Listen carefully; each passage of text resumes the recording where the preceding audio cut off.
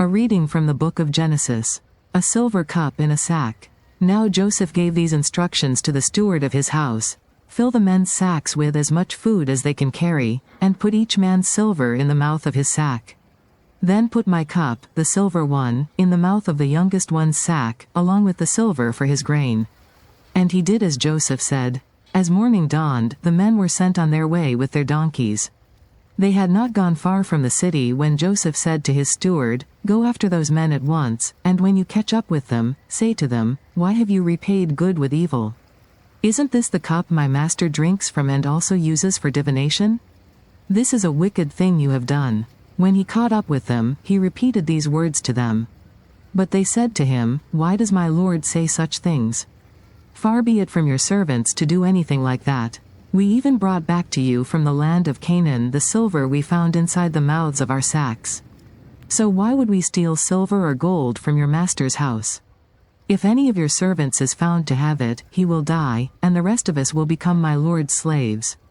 "Very well, then," he said, "let it be as you say. Whoever is found to have it will become my slave, the rest of you will be free from blame." Each of them quickly lowered his sack to the ground and opened it. Then the steward proceeded to search, beginning with the oldest and ending with the youngest. And the cup was found in Benjamin's sack. At this, they tore their clothes. Then they all loaded their donkeys and returned to the city. Joseph was still in the house when Judah and his brothers came in, and they threw themselves to the ground before him.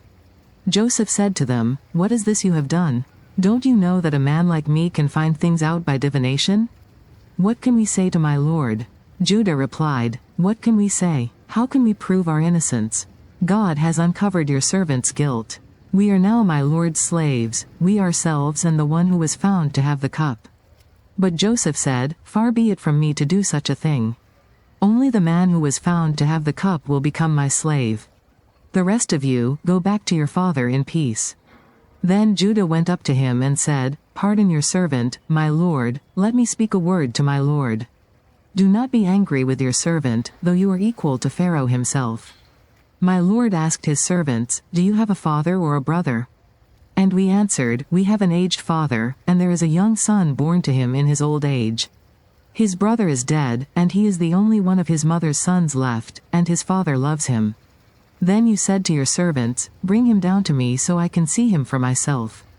And we said to my lord, 'The boy cannot leave his father, if he leaves him, his father will die.'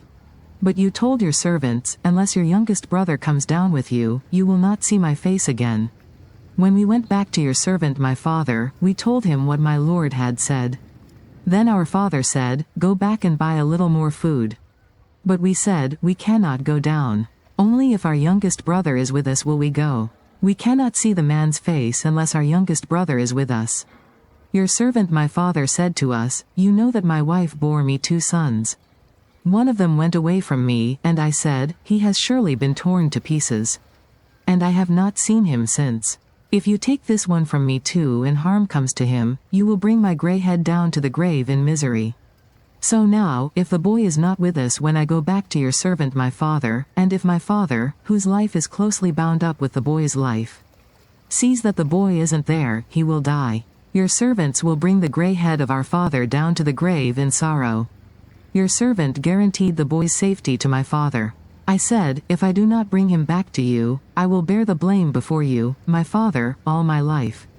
Now then, please let your servant remain here as my lord's slave in place of the boy, and let the boy return with his brothers. How can I go back to my father if the boy is not with me? No, do not let me see the misery that would come on my father.'" The word of the Lord.